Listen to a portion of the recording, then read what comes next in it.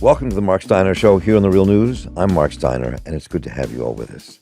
What's happening in the Middle East, in Gaza, in Israel now, is deeply personal to me, to the guest I'm about to introduce you to many people. It's just heart-rending and difficult politically to put our hands around. In this conversation, we're going to talk with two Muslim American women, activists and educators, as we continue our coverage of the Gaza war.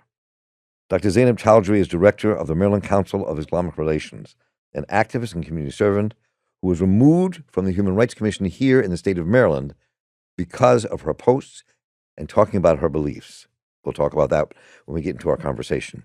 And Abeer Ramadan-Shinnawi is a longtime public school educator, founder and director of the Altair Education Consulting Program. She's an educator and student activist. We will explore together not only what's happening with the war in Gaza, but how it's affecting their lives, the future not only of the Holy Land, but of the United States and the entire world, and what the future could hold. So welcome. Good to have you both with us. Thanks for having us. It's almost hard to figure out where to start, given everything that's kind of swirling around us. And let me just remind folks listening to us that we are taping this on November 30th, and as of this day, at least 15,000 Palestinians in Gaza have been killed. Several thousand Israelis have been killed, including soldiers in the battle. And it's far from over, even though there's a ceasefire as you speak. We don't even know what that means. I just want to get from the two of you first, before we jump into Zainab, what happened to you here, which I think is I really want to lay out here. But I just want to get from both of you, just analytically and emotionally, where you both are at the moment.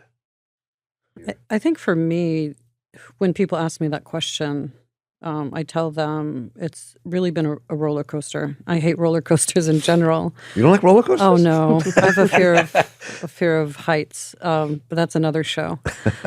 A roller coaster in a sense of it's not even highs and lows. It's more of when is this ride going to end, and what's coming next. So it's been, I think the consistent feeling, I think, across the board for a lot of people that I know and myself is righteous anger, righteous rage at the fact of what we see on a daily, and we can't turn it off. So therefore, you don't have time to process your emotions. And at the same token, for myself and my community and people that I know who are invested in what's going on, we have jobs and we have lives, and we kind of have to, business as usual. So when do we have that space to mourn, or when do we have that space to be angry, or when do we have that space to just sit in the corner and cry and let our emotions out? So it's been a roller coaster because, 1 minute when we think it's okay, we've settled and we're at a good place, something else happens and it just starts all over again. So that's how I've been describing it lately. I think for me, this really has been a watershed moment in my career as an activist. I think that what we've seen unfold over the last 6 weeks, especially, or 7 weeks since October 7th, has truly challenged me personally and professionally to examine what my principles and values are and what I stand for and what that means in my advocacy and in my fight for justice for all communities. My faith as a Muslim commands me to speak up for justice. And it cannot just be for only my community. It has to be for all people. And just witnessing the devastating cyclical violence, which is at historic proportions in our lifetime at least, has truly forced me to examine what my priorities are. And I think I also, in addition to the devastating, horrific loss of life, Palestinian, Israeli, I'm also determined to continue to speak truth to power and to continue to use every platform that I have to expose a lot of the bigotry and the hypocrisy and the double standards that we see, especially when it comes to basic Palestinian human rights. And I know that there is a price to pay for that because that's something that we've seen historically within our country. And it's increasingly becoming something that I feel like as people of conscience, we simply cannot we cannot afford to compromise. What I'm taking a step back for a minute because I want to kind of explore a bit with you, Zainab, what happened to you and the position you had.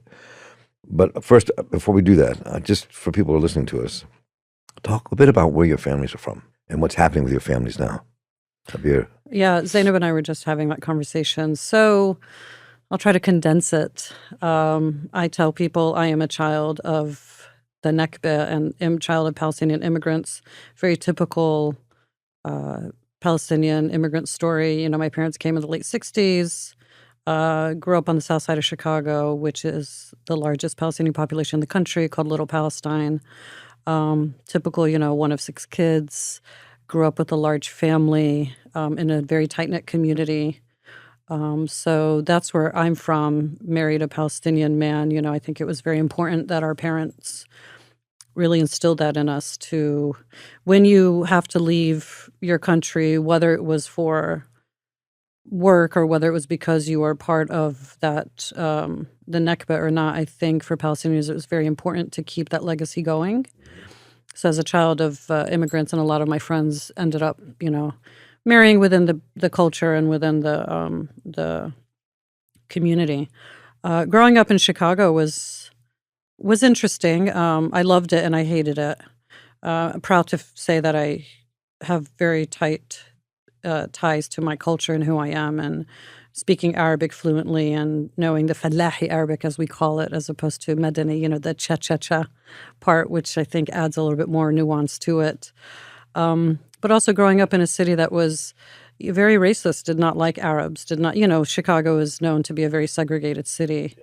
But also exposing me to a lot of the history in Chicago and the fact that me growing up as a child of immigrants in Chicago really opened my eyes also to civil rights movement and Black Americans and Black Muslims who were very strong and steadfast in how they wanted to fight for justice. And I think that is a route that I took.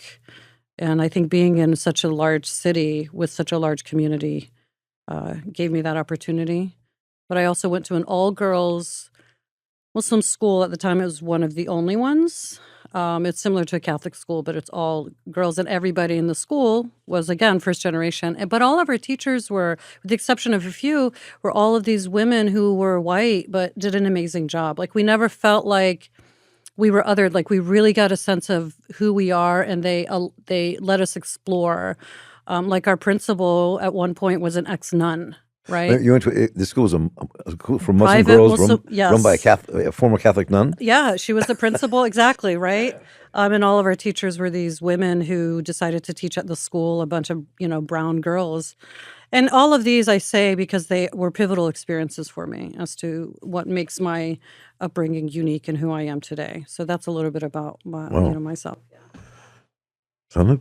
I am the proud daughter of Pakistani immigrants. I was born and raised in West Baltimore. I grew up in Baltimore. I went through the Baltimore City public school system.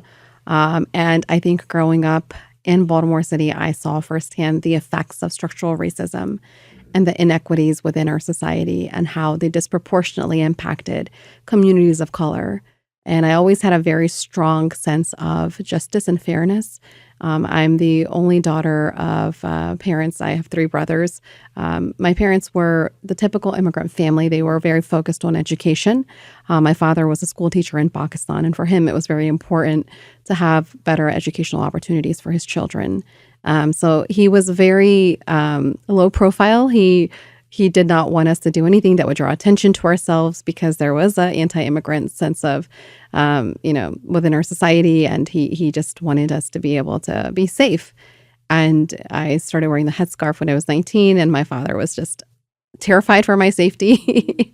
And he just was like, he wasn't the type of person who drew attention to himself, and he was worried for my safety. And when I became an activist about 10 years ago, he was also very concerned for my safety, but he also supported my decision to want to fight for justice. And he respected that. So Zainab, but one of the reasons this conversation started in the first place was that I wanted to have you come on and join me was because that you were suspended from the hate crimes commissions here in the state of Maryland by Anthony Brown, who's the Attorney General.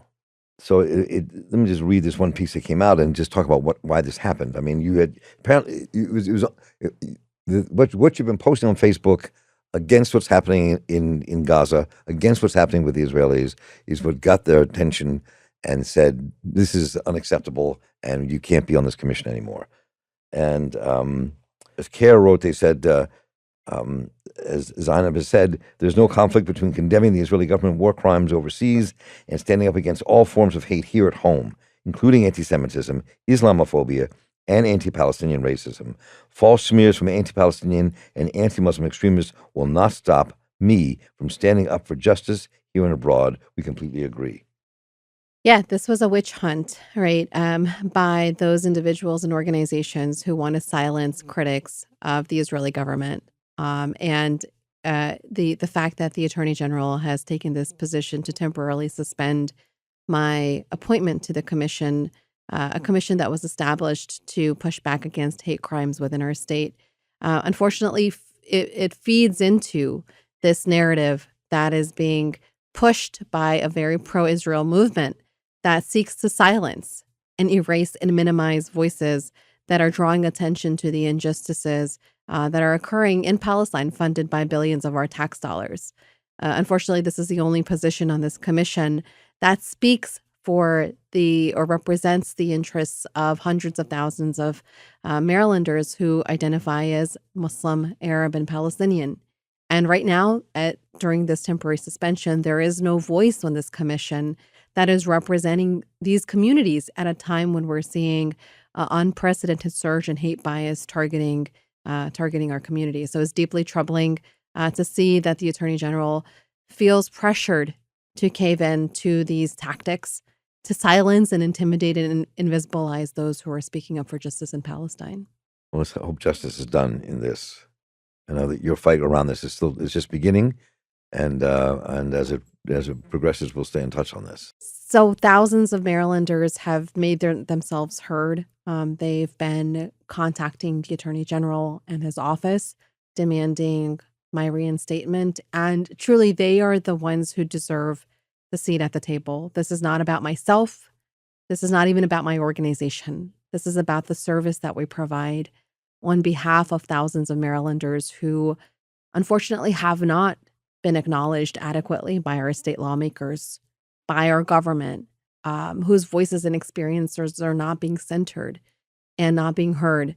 We are receiving an unprecedented number of reports of censorship, retaliation, bullying, verbal and physical assault, hate violence that's affecting Muslims and Palestinians. And it's so important that Attorney General Brown and all of our elected officials, they acknowledge that regardless of people who try to silence and invisibilize these communities have a right to the same dignity, the same safety, the same humanity as all other communities. And it's really important that we not cave in to these tactics and this pressure to silence anyone who's trying to stop advocating for Palestine. And at the end of our broadcast, we will tell you how to connect that as well. Thank you. So I'd like to kind of get both your perspectives on where you think this takes us. It is such a complex moment. And for some people, it's it's not as complex. I mean, it's simple, and the occupation and the oppression of Palestinians, or it's simple saying, we have our state and we're always under attack and we have to defend ourselves. And those two positions can get very stiff, and there's very little wiggle room here for people.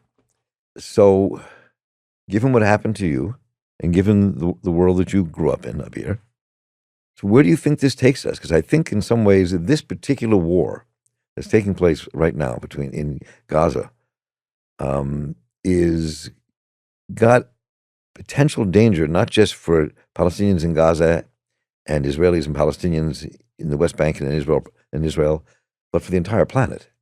I mean, you've seen this growth in attacks against Jews and Palestinians in this country, Arab Americans in this country. The tensions have grown across the globe. This is not over. There's a ceasefire at the moment. Some of the hostages coming home. Some of the massive killing that's taking place. About 15,000 Palestinians, 70% of whom are women and children who've been killed. Nothing at all to do with Hamas or anybody else. So I'm curious where both you think this takes us, and where does it take you in what we face? Abeer. So I'm an educator. So I'm at the heart of a lot of what's being taught and what's not being taught. There's a lot. This has been the debate about teaching Palestine has been something that's been going on for decades. It's not new, but this is more of a, like Zainab said, a watershed moment.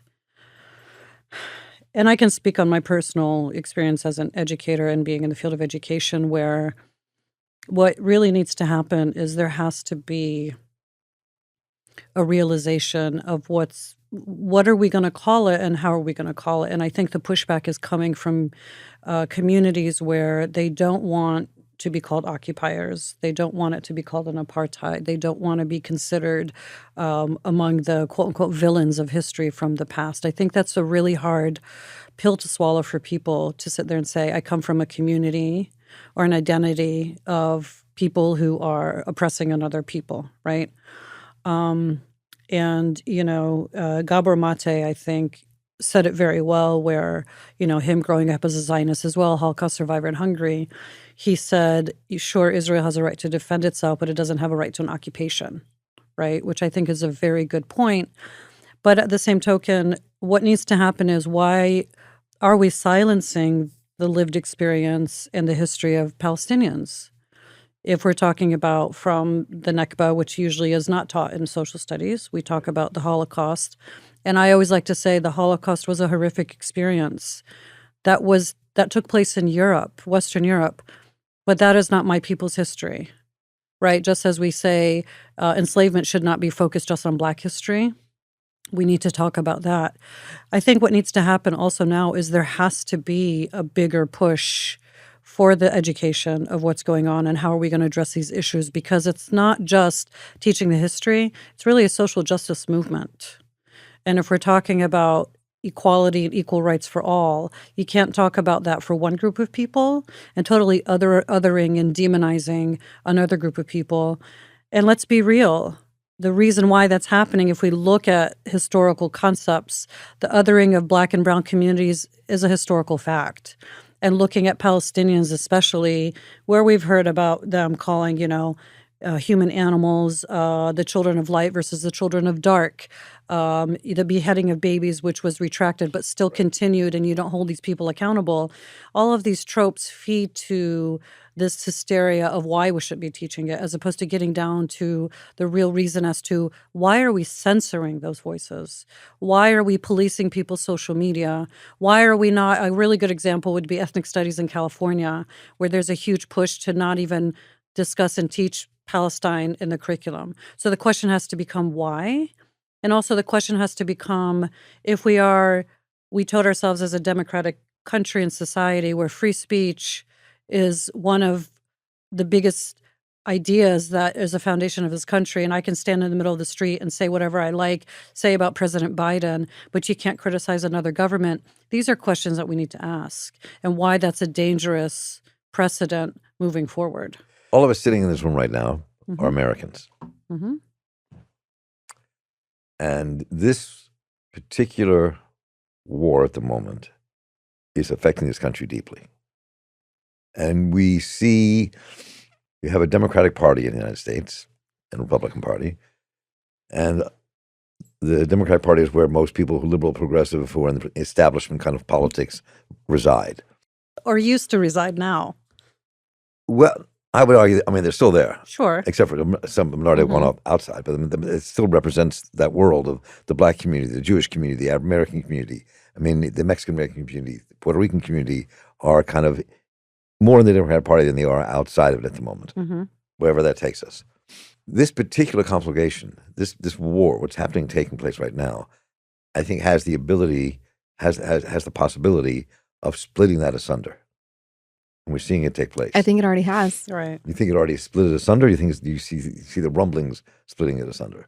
According to polls, 5 of the 6 battleground states currently or would not be voting blue or would not be supporting President Biden if there was a runoff between Donald Trump and Joe Biden. Which is also very scary to think about, right? Which is also very scary to think about. And I think it speaks to the fact that within the Arab, Muslim, Palestinian communities in our country, which include Christians, by the way. Oh, absolutely, yes, right. People are becoming increasingly disenfranchised with establishment politics. They no longer feel that establishment politics represent their views, their needs, and their interests. And we're seeing that translate into how people are no longer willing to vote and support for candidates who won't take a stand for them and their communities. And we have seen this translated through one-sided single-sided statements that have been that have been delivered by politicians at every level of the government who have supported one narrative, one experience. And when we talk about October 7th and the horrific attack, right, because I think that we can acknowledge, hopefully everybody can acknowledge that loss of innocent life deserves to be condemned. And innocent lives deserve to be protected regardless of whether they're Israeli or Palestinian. But what we're hearing from our elected leaders is that Palestinian lives don't matter as much, and Muslim and Arab lives don't matter as much. And I think if we want to get to a place where we can achieve peace, we have to be able to talk about justice. And what does justice look like? And who's at the table when we're framing the conversation about what justice looks like? And this is a conversation that cannot be driven by fear. It has to be driven by courage. And it has to be driven by principle. And unfortunately, in a lot of spaces, there is a reluctance to acknowledge the deep-rooted injustices that have been committed against the Palestinian people. And there are organizations and there are entities, there are forces that want to continue to peddle a very one-sided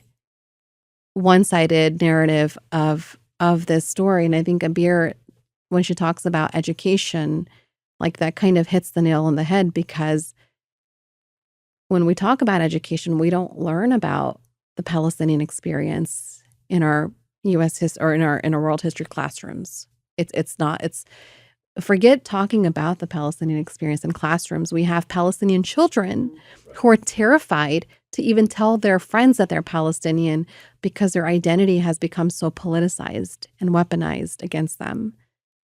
I really want to take this conversation for a little bit here to where we are at the moment in this country, where we just started doing.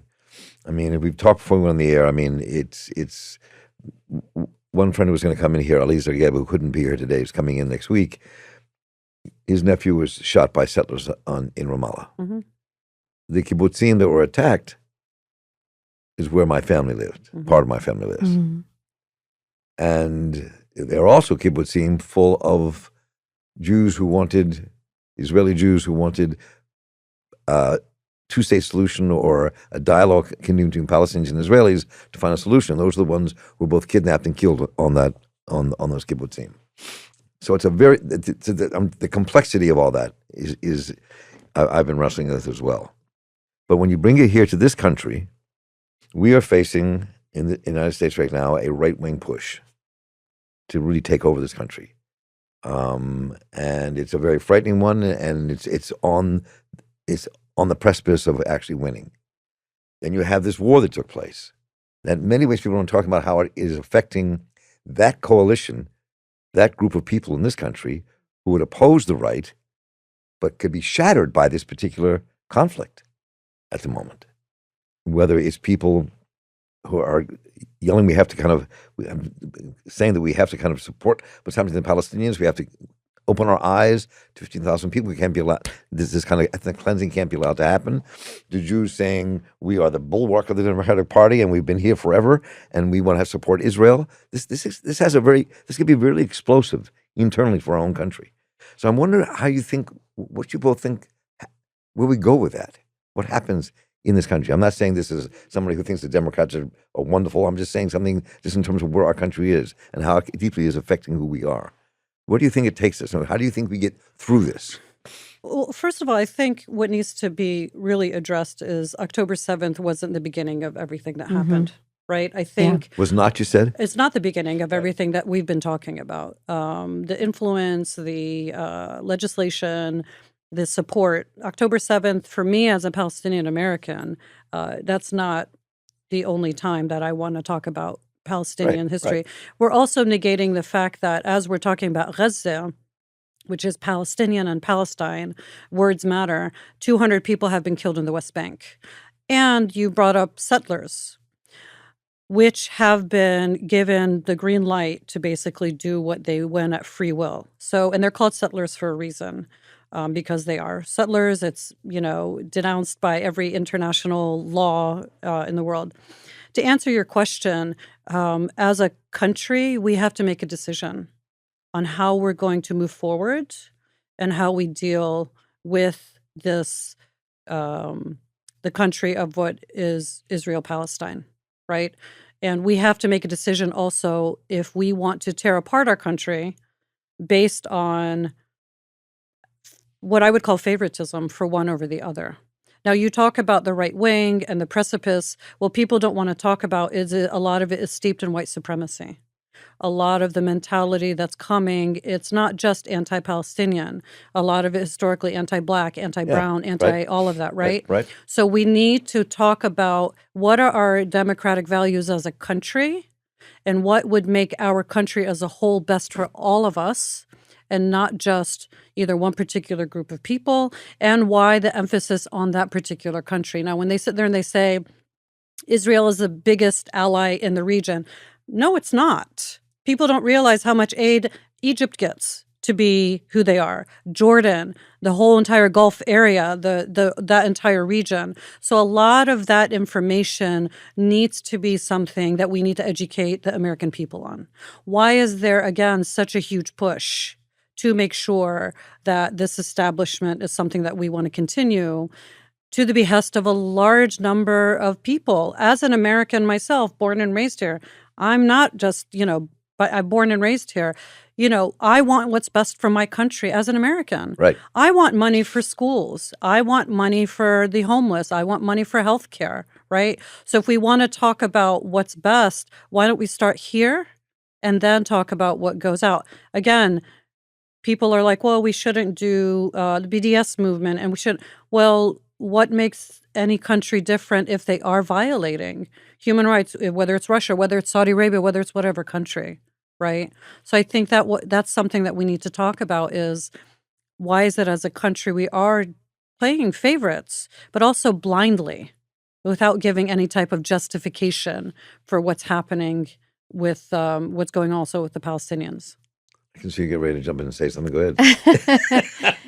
I was just going to add the root cause of the violence on October 7th is something that's not discussed often enough. Mm-hmm. And the issue spans further back than October 7th. And I think that in our country, our government greenlights billions of our tax dollars to fund an apartheid government that is engaging in gross human rights violations, that is responsible for settler colonial violence, that is responsible for an illegal occupation of Palestine, that defies international human rights. And I think people no longer look to cable news network for their news source. I think what's different in this moment is that more and more people are looking to social media platforms, and they're getting news, they're diversifying their news sources. And the perspectives that we've been fed for many, many decades no longer jive with the American public. Over 66% of Americans now are supporting calls for an immediate ceasefire. Yet only about 42 members of Congress, which is like a fraction of Congress, supports calls for a ceasefire. So the American government is no longer reflecting the views and the will of the American people. And I think until we have these honest conversations about our government's double standards and their favoritism, we are going to continue to see more fracturing within our society because people are no longer willing to give up advocating for a cause, just like we would not consider advocating or giving up advocating for any other cause of injustice within our society, and rightfully so. And we see there's a generational divide as well. If you see the younger generation, Gen Z, Gen Alpha, they're even less supportive of our government funding Israel indiscriminately with just writing a blank check to continue funding the human rights abuses that they're engaged in. So if we want to save our democracy, I think we really have to have hard, honest, courageous conversations about what our priorities as a nation are. Mm-hmm. And is it ever safe for us to prioritize a foreign government's interests over the interests of the American people?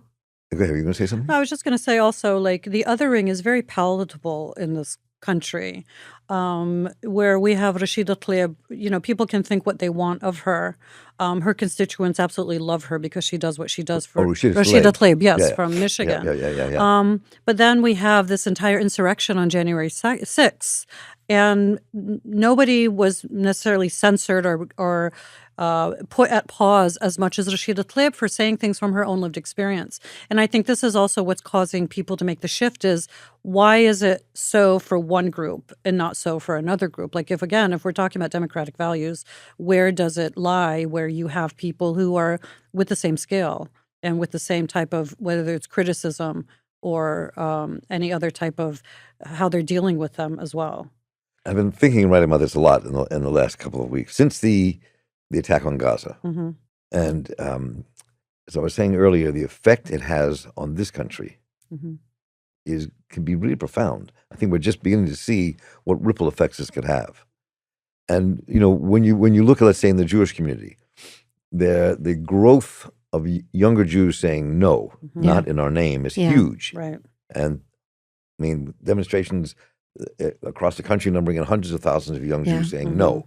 That is hugely significant. So the question is, I'm curious how both of you would view how this can grow into something different and new. Can this grow into something that builds a different kind of movement, that builds a different kind of America and a different way of looking at what's happening inside of Palestine and Israel at this very moment, and how we address that, and how you think that begins to happen? Because it's all intertwined to me, into the growth of the right here in this country, and the growth of the right across the globe, and the complexity of that, of all that, and how that feeds into the growth of the right. So I think this is, to me, what's happening at this moment is not just tragic in my own head and heart because it involves Palestinians and Israelis, part of a world I've been involved with since I was a baby, and I'm still involved, but because it also has the power to tear this country asunder. Mm-hmm. Ripple effects. I think it's more like an earthquake as opposed to ripple effects. Like, it's really... You said earthquake instead of ripple? It's seismic. I don't think it's just a ripple effect. I think what you're talking about, Mark, is also tragic, but it's also beautiful to see that you have this younger generation who wants to come and say, not in my name. But just like any other major movement, things cannot change without the majority of those who are in power and privilege are making that shift as well. So I've been following recently Miko Peled, who I adore, who is amazing. He wrote The General's Son. He comes from Zionism. And something that I find very profound, and it hurts my heart, is people who, whether they were Zionists or Jewish or non-Jews or whatever, are like, my mind changed when I spoke with a Palestinian. And it hurts my heart, and I hope I don't start to cry, but it hurts my heart because it almost seems like we are these alien beings. Like, it's so difficult just to speak to a Palestinian and get to know them and to even humanize them. And then for somebody so profound to say, my mind changed automatically because I spoke with a Palestinian, I'm thinking, how deep was your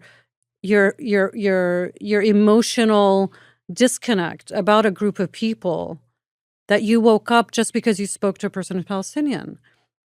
And I taught students who were Israeli and who were Jewish, and I say this all the time, not because I'm doing the, I have a black friend thing. No, it's important as an educator, just as Zainab talked about, doctors have a responsibility to their patients, teachers have responsibility to their students. And you can ask all of my students, whoever they were, they would talk about going to Israel and they would talk about things and they would ask me because they knew I was Palestinian. And I would tell them flat out, that's a beautiful story. I'm not afforded that. And we would have that conversation. And what I'm trying to say is, again, the powers that be in this country don't allow it to happen. When you have students coming together, when you have people coming together to talk about something that impacts them so much, you have a commonality, the fact that I don't want my family to be hurt no more than your family is going to be hurt, right? And how are we going to be able to bring it together and heal it? Civil rights movement couldn't have been made without understanding that there was a privileged group that were like, we have enough as well. The Palestinian movement, Palestinians don't want sympathy. We don't want pity, right? We just want people to sit there and say their basic human needs are just as important as anybody else, period. Right? And this fallacy of people saying, well, Palestinians don't want to live with Jews or Israelis. You don't know your history. We have a deep history with Jews living in Palestine. That's such a fallacy. That's such a white supremacist trope of, again, othering. And the fact that Jews have been living in that country for centuries. And the fact that we don't want people coming in, whether they're Jews or whether they're, from another country, creating all of this dysfunction. And again, as a history person myself, it's very bothersome because once you really understand what's going on and the culture of a people, you get a really better appreciation. So here we are in this really difficult moment. This country and Israel-Palestine, really difficult moment. And for me, having taken the position I took 50 years ago, I must be getting old. 50 years ago, when I came out against the occupation, began organizing against the occupation, it kind of marginalized me and others like me who are Jews. And that's kind of really changed over the last decades. And here the two of you are, both American Muslim women, Pakistani and Palestinian, who are saying what needs to be said about the end of the occupation and the horrendous murders taking place right now in Gaza, the ethnic cleansing taking place, at least 15,000 people who have been murdered and killed, mostly women and children. And in the West Bank. And the West Bank, which is now exploding and expanding more and more. And it also is causing a huge schism in this country that could deeply affect the future of the United States, which we don't talk about. I mean, the divisions could allow the right wing to seize power in America. So I'm curious where you see the hope, where you see the organizing has to take place, where do you see this taking us? Because America has to address what is happening at this moment. It can't allow our money to go into the death of 15,000 Palestinians in Gaza who have nothing to do with anything, just people trying to live their lives and get through the day. Yeah. So where do you think this takes us? How do we get to the place we have to get to? And where you see that, so we can actually have a movement and a place that is building something new and fresh, that's an alliance that builds a progressive world, given what we're facing, how we're being torn asunder by all of this. Mark, I just want to say thank you for ending on this note because I do have hope. I do. I have hope for the liberation of Palestine. I have hope for the future of our country. I have hope for our democracy. And my hope lies in the fact that not only because I'm a person of faith and I believe that God has a plan and everything that happens, it happens in accordance with his plan. It's also in the fact that the truth does not stay hidden forever. And people are paying attention. They are doing their research. The thousands of Jews, young Jews across the nation who are mobilizing and who are speaking truth to power and demanding accountability are a powerful testimony to the fact that courage is more powerful than fear. The fact that there are more and more American Muslims who are determined to not compromise and sacrifice their identity and who are willing to speak up and to understand that there will be personal sacrifices. And they're willing to make these personal sacrifices in order for them to be able to stand up for a just and righteous cause. My hope is in them too. My hope is in the interfaith allies, the people of faith and people who are not of faith, but people who understand and recognize that there are honest and hard conversations that we can have as long as we come together around a common value that centers the dignity, the humanity of all people, including Palestinians. For a long time, we have seen within the Democratic Party within our country, progressive except for Palestine. And I think that what we're seeing now is that there is a growing momentum that's building where people are no longer willing to say, no, we're not going to be progressive except for Palestine. We're going to be progressive, including for Palestine. And that the people of Palestine deserve to have their voices be centered. They deserve to have their narratives be heard. And we can't afford to continue to greenlight the injustices and the violations that are happening against Palestinians, just like we should never do against any other people as well. Abeer? I think it's already a movement. I don't think we're waiting for a movement. I think it's already a movement that's happening and that's going to gain traction because, everybody's like, well, why Palestine? It's the last settler colonial imperialistic region right now and place that people are talking about, but also it resonates with so many other communities just within our country, right? We've seen the indigenous populations come out. We've seen people from the Black community, Latino community, all of them come out. And I think what needs to happen the most is people need to reconcile with their past. People need to reconcile with what has happened. People need to reconcile with what is happening and how we got here and how are we going to be able to change that? Because this movement's not going to go away. You have this younger generation that really is not just looking at Palestine as a freedom movement just for Palestinians. The younger generation is looking at freedom for themselves in a sense of better security, whether it's economically, whether it's healthcare, all of those things. That's why I call it a social justice movement, because it's not just about human rights for Palestinians, it's about human rights for everybody. And it's really this seismic shift against capitalism. Right. And when you have these movements, it's also talking about big pharma. You're talking about these big campaigns with monies and these machines that this younger generation is saying, where has it gotten to us? And I think that's the main point of these movements. It's not, sure, Palestine is a focus, but the movement's going to continue. And I think if our leaders don't listen, then we're really going to fail as a nation and we're not going to be able to move forward. But I think the movement is causing people to be at pause and say, okay, how did we get here and what are we going to do in order to make sure that we can move forward? Well, I want to thank you both for taking time, and I look forward to more conversations that we can have together. And I think this is as I said earlier, a very kind of critical moment that we are facing in this country and in this world, and for Palestinians and Israelis, for Jews, Muslims, and Christians in the Holy Land. This is a pivotal moment, and where this goes will define a lot for the future.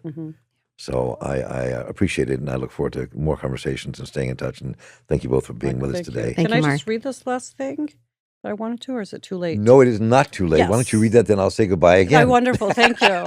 So I'm reading the book called The Upcycled Self by Tariq Black Thought Trotter from The Roots. And I came upon this, which was amazing. And it really puts everything in perspective.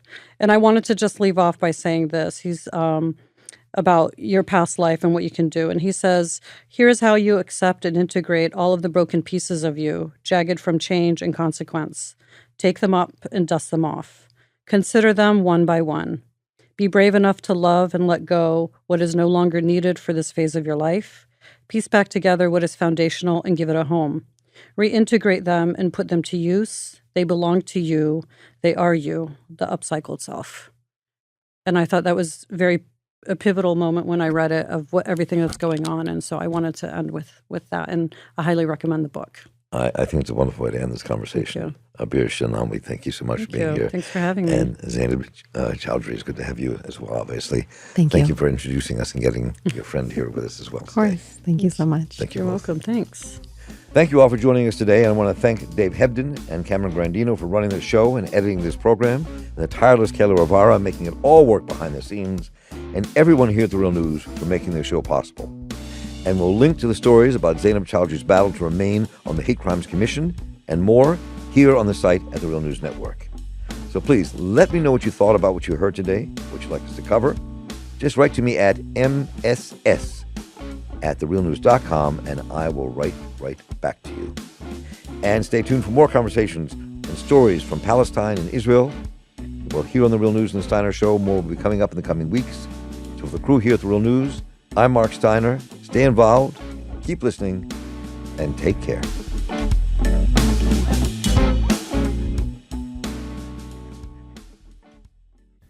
Thank you so much for watching The Real News Network, where we lift up the voices, stories, and struggles that you care about most. And we need your help to keep doing this work. So please, tap your screen now, subscribe, and donate to The Real News Network. Solidarity forever.